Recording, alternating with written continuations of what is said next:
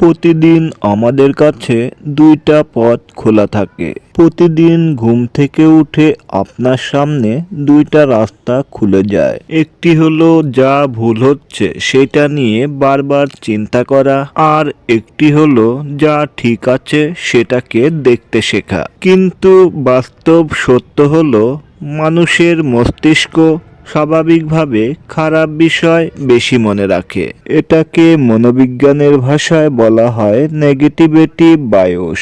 মানে হলো আমরা ভালো দিকগুলো অনেক সময় চোখে দেখেও গুরুত্ব দেই না, কিন্তু ছোট্ট একটি সমস্যা আমাদের পুরো দিন নষ্ট করে দেয়। কিন্তু সুখী মানুষেরা এখানে একটু আলাদা। তারা সমস্যাকে অস্বীকার করে না কখনো, বরং ভালো দিককে শক্ত করে ধরে রাখে। তাই আজ থেকে সিদ্ধান্ত নিন, কৃতজ্ঞতা বেছে নিন। কারণ গবেষণায় দেখা গেছে যারা প্রতিদিন কৃতজ্ঞতায় অভ্যাস করে তাদের স্ট্রেস কমে, মন ভালো থাকে এবং সম্পর্ক উন্নত হয়। আনন্দকে বেছে নিন, কারণ আনন্দ বড় কোনো ঘটনা নয়। আনন্দ লুকিয়ে থাকে ছোট ছোট মুহূর্তে।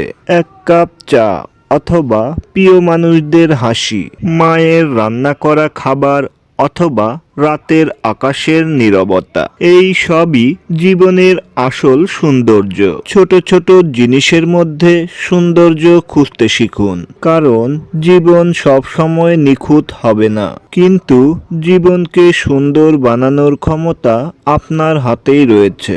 আর বিশ্বাস করুন, যেদিন আপনি অভিযোগ ছেড়ে দিয়ে কৃতজ্ঞতাকে ধরে রাখবেন, সেদিন জীবন আপনার কল্পনার চেয়েও অনেক বেশি শান্ত, সুন্দর এবং চমৎকার হয়ে উঠবে। জীবনের দৌড় কখনো শেষ হয় না।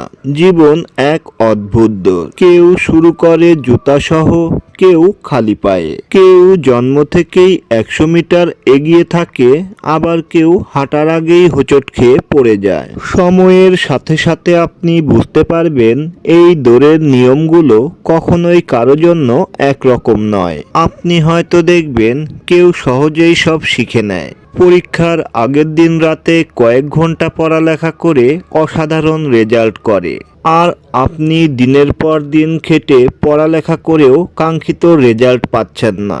আপনার আশেপাশে এমন অনেক মানুষ আছে যাদের জীবন বাধাবিহীন পথে চলতে থাকে। তাদের কখনো টাকার চিন্তা করতে হয় না, বাবা মায়ের দেওয়া ক্রেডিট কার্ডেই বিল মেটায়। আর আপনি একবার টিউশন ফি চাওয়ার আগে কতবার চিন্তা করবেন তার হিসাব নেই। জীবনের এই